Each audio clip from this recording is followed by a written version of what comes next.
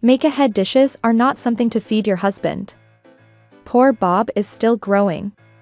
This is why women raised in single-parent households are like this. While I was caring for my mother-in-law, who had somehow come up, said this sarcastically.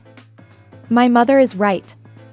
You haven't even sent my shirt to the cleaners and you're neglecting your housework, my husband continued in a weary tone. I replied with a trembling voice. I can't just leave my mother alone when she needs care. There's no one else but me who can take care of her. Then my husband laughed and said, just leave the dying old woman alone. I was so angry that I snapped back. How could you say such a terrible thing? We're family, we need to help each other. And you should help with the housework too, then my mother-in-law said, looking down on me. Help each other? Even if we had something to help with, there's no way we'd ask a single mother like your mother for anything. I was filled with anger at her words. She had been making me do all sorts of things, treating my mother like a single mother and making fun of me, and now she was saying such terrible things. I'll never forgive my husband or my mother-in-law. I'll make sure they regret it. This is the story of my terrible husband and the fate of my mother-in-law. My name is Aria. I'm 37 years old and have been married to Henry, who is 3 years older than me and works as a company employee, for 15 years. My husband is in sales for a trading partner and we met through work. We've both been working for the same companies since we got married. My father died early and I was raised by a single mother, so when my husband proposed to me, I was happy to think that we could build a warm home together. My mother, who raised me, was also happy about my marriage to my husband and we soon had our son Bob. Bob is already in his second year of junior high school. If you ask if he's living happily, he's not. I have a big worry. At the end of one day's work, my mother-in-law called me. I couldn't ignore it even though I thought it was going to be something again. Hello? What's wrong with you? Oh, Aria. Can you go shopping for me right now? I just finished work now. And I have something to do after this, just do it. Go buy 5 sets of Godiva chocolates. Got it? Huh? Wait. Mother-in-law. The phone was already hung up and I sighed. Actually, this wasn't unusual. My mother-in-law always gave me errands to run and if I couldn't do them perfectly she would make sarcastic comments. This time too, I had no choice but to listen to her and buy the 5 sets of Godiva chocolates and head towards their house. My unfriendly mother-in-law opened the door and rustled through the shopping bag. Oh, this isn't what I asked for. I wanted the seasonal set. Looking at what I had bought her, she exaggeratedly said. No, it's 5 sets of Godiva chocolates just like you asked, I said in confusion. What are you talking about? I clearly said seasonal set. You bought something different so I won't pay. That's troubling. You have to pay for it. It cost $30. Oh no. You're greedy for money too. That's why people who grow up in single-parent households become so greedy. Right, Dad? My father-in-law, who had been spoken to by my mother-in-law, looked at me without looking up from his newspaper and said only "Ho." I bit my tongue in frustration. My father-in-law runs his own business and my mother-in-law is a housewife. They should have been quite wealthy financially. But they always make me bring them things and then complain about them or refuse to pay for them. My mother-in-law, who always belittles me with glee, and my father-in-law, who is indifferent to it. It's always the same, but when it's repeated like this, it's hard to feel good. Well, excuse me, I left my in-laws' house in tears, with my mother-in-law eating yogurt with satisfaction behind me. And then I hurriedly headed to the hospital. When I opened the door to the hospital room, I saw Bob's back in his school uniform. Bob, you came. How are you feeling, Mom? Bob and Mom greeted me with a smile. Good job, Mom. Aria, thank you for coming today. You worked hard. My mother had a mild stroke and was hospitalized. My kind mother raised me on her own while working as a caregiver after my father died. Aria, are you doing well with Henry? Are you okay? I'm fine, Mom. Don't worry. I didn't want to worry my mother, who always wishes for my happiness first and foremost, so I couldn't tell her what was happening at my in-laws' house.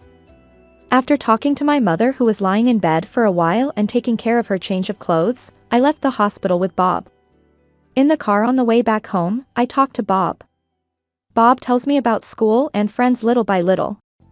He's been a little cheeky lately because he's in puberty, but he's basically a good kid. Bob, thank you for always visiting Grandma. It's okay. I like Grandma on your side because she's kind. But. No, it's nothing. We had such a conversation and returned home. My husband had already finished work and was leaning back on the sofa watching TV. I'm home. Sorry it took so long. Hey, where's my food? It's not ready yet. I was asked to do something by your mother after work. Shut up. Stop making excuses and make it quickly. My husband didn't listen to me and shouted at me. While feeling dissatisfied with him for not listening to me either, I started doing housework anyway. I can work hard because of my mother and Bob. I felt that way as I moved my hands. While living such days, one day I received a call from the hospital. My mother's stroke had recurred. We immediately had surgery, but the results were not good and she was left with severe disabilities. My mother could no longer move her body or speak. And so began my life as a caregiver. I visited my mother before or after work and took care of her daily needs with all my might. I told the company about my situation and they were flexible with me, but there were times when household chores became neglected, so my husband started complaining more often. One day, when I returned home tired from the hospital, my mother-in-law had come to visit without notice. My husband was already home too. "Oh, welcome back, Mrs., my mother-in-law said sarcastically. "I'm sorry, I went to see my mother at the hospital." "Mother-in-law, why did you come today?" Another visit? Henry said there was no dinner, so I bought some side dishes. My husband ate the side dishes that his mother had apparently bought for him, looking unhappy. "What, you said this morning that you put it in the refrigerator wrapped up?" When I told my husband that his mother had said that, he replied sharply, "Make-ahead dishes are not something to feed your husband." Poor Bob is still growing. This is why women raised in single-parent households are like this. My husband continued in a weary tone. "My mother is right. You haven't even sent my shirt to the cleaners and you're neglecting your housework," he said. I replied with a trembling voice. "I can't just leave my mother alone when she needs care. There's no one else but me who can take care of her." Then my husband laughed and said, "Just leave the dying old woman alone." I was so angry that I snapped back. "How could you say such a terrible thing? We're family, we need to help each other. And you should help with the housework too." Then my mother-in-law looked down on me. Help each other? Even if we had something to help with, there's no way we'd ask a single mother like your mother for anything. I was filled with anger at her words. "Shut up and do the housework. If something like this happens again, I won't forgive you." Although I wanted to shout at my husband's words, I couldn't be assertive when I thought of my mother and Bob. I didn't want to worry my mother in her sick bed. And for Bob's sake, I couldn't easily get a divorce. In front of my grinning husband and mother-in-law, I had no choice but to swallow my anger. A week later, my mother's stroke recurred. We did everything we could, but it was not enough. My mother finally passed away. I clung to my mother and cried, and Bob also cried with me. My only mother. A mother who always thought of me and Bob until the end. Memories with my mother came back to me, and tears wouldn't stop. But still, there were things that had to be done. As the chief mourner, I held a funeral for my mother. It was a small ceremony, but people from my mother's work also came to pay their respects, and I think it was a warm funeral. However, towards the end of the funeral, I noticed something. I talked to my husband, who looked bored at the funeral hall. "Hey, aren't your parents coming?" "Oh," I told them, but they said they wouldn't come. My husband said casually and surprised me. "What do you mean? There's no need for Dad and Mom to come to a stranger's funeral." My husband laughed as he said that, making me feel uneasy. Then he opened his mouth again.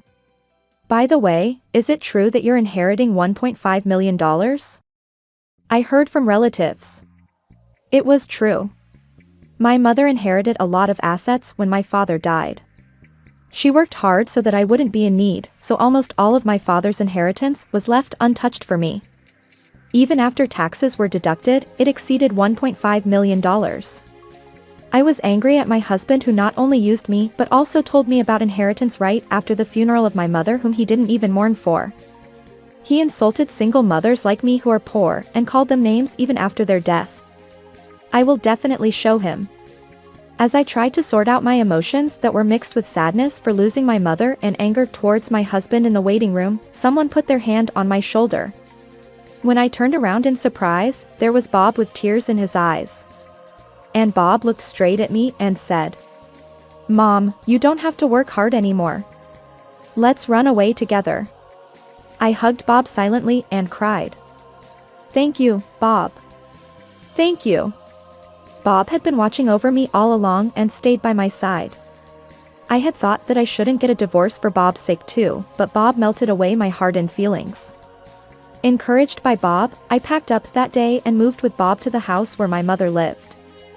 There were calls from my husband and mother-in-law immediately after that, but I ignored them all. About 3 months later, after the memorial service for my mother had settled down, on a day off while spending time leisurely with Bob at home, the intercom at the entrance rang. When I peeked out, it was my husband whom I hadn't seen since the day of the funeral standing there. I opened the door and glared at him. "What do you want now?" "Oh, Arya, it's been a while. I've been lonely. Bob is here too, right?" My husband spoke in a cajoling voice while grinning like a cat, so I asked again with goosebumps all over me. "What do you want? Tell me. I just wanted to see you guys. We're family, aren't we?" "Huh? What is that? What is your real purpose?" As I kept a straight face, my husband stopped laughing in a cajoling voice. "Arya, actually Mom has been diagnosed with cancer and is hospitalized now." "Oh really?" I answered him back like that, which made him flustered. Medical insurance was not taken out, so there is not enough money for medical expenses. "You received an inheritance from your mother-in-law, right? $100,000. No, even $500,000 is fine. Please lend me the money," I said to my husband, who put his hands together in front of his face while looking up at me. "Why? Your family is wealthier than mine, so you don't need to borrow money." "That's because my father made a debt in his business. Now he's being chased by repayments and he can't do anything about it." "Hey, we're family, right? Help me out." As my husband answered while looking away awkwardly, I retorted. Why should I? The dying old hag can be left alone." My husband's expression changed for a moment, but then he became furious like a raging fire. "What the hell are you? How could you say something so heartless? You demon wife. I just said what was said to my mother. Do you have a problem with that?" As I answered calmly, my husband became even more angry and shouted. "To the family, no, to the husband. What kind of language is that? Remember that. Family to the husband? What are you talking about? We're not a family anymore." "What?" My husband looked confused and I handed him the divorce papers I had already filled out. "It saved me the trouble of having you come over. Sign this right away." What is this? Divorce? Are you serious?" My husband stared at the divorce papers with a face like a pigeon that had eaten a bean bullet. "Of course I'm serious. I'll claim not only Bob's child support but also compensation for years of mental anguish. The lawyer has already been decided." "A lawyer? Are you serious? Do you want to raise Bob as a single mother?" When my husband turned red in the face and shouted, Bob appeared from inside the house. When my husband saw Bob, he changed his tone of voice and spoke to him. "Oh, Bob. Your mother said she wants to divorce your father. You don't want to become a single-parent family, do you? You don't want to be separated from your father and grandmother?"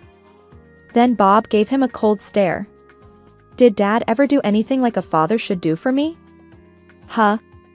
To my stupid-sounding husband, Bob continued quietly. Even when Dad was at home, he made Mom work hard and insulted her. And Dad's grandmother only talked bad about Mom and her deceased grandmother to me. Bob. I can't think of those people as family. What does it matter if we're a single-parent family? As long as I have Mom. When Bob said that clearly, my husband's anger turned towards Bob. What did you say? Have you forgotten the favor I did for raising you? I don't feel any gratitude at all. Even if it goes to divorce mediation, I'll testify about what Dad and Grandma did to me. You. What a thing to his father. As my husband tried to approach Bob in anger, I protected him with my back and shouted at my husband. Bob has always been by my side and supported me. With such a reliable son by our side, we won't lose even if it goes to court. My husband stepped back one step from my commanding tone. I took a deep breath and said, please contact us through our lawyer from now on. Don't come near us anymore. I pushed the lawyer's business card into my stunned husband's hand and closed the door with a snap. My husband made noise outside the entrance saying open up, or please, for a while, but when I ignored him for a while he gradually became quiet. It seems that he went home sulking. After my husband left, when I said thank you to Bob, he smiled and said, it's okay, Mom. Let's work hard together from now on. I nodded and held Bob's hand on my shoulder. After that, my husband and mother-in-law called me many times, but as I ignored them, the contact gradually decreased. 3 months later. According to rumors I heard, my husband borrowed money from relatives and paid for his mother-in-law's medical expenses. Thanks to that, his mother-in-law's illness was cured, but now they are working hard together with all their relatives to repay their debts. My mother-in-law, who had never worked before, and my father-in-law, who had only pretended to be an entrepreneur, are both working at the factory together. My husband also works as a road construction worker at night because his earnings so far have not been enough. As for Bob and I, we sold our house so that our husbands or parents-in-law would not come near us anymore and moved into a new apartment. A new life began and Bob helped me with housework etc., supporting me. From now on, I will live my life with the goal of making Bob happy like my deceased mother. Thank you for watching. Please subscribe to the channel.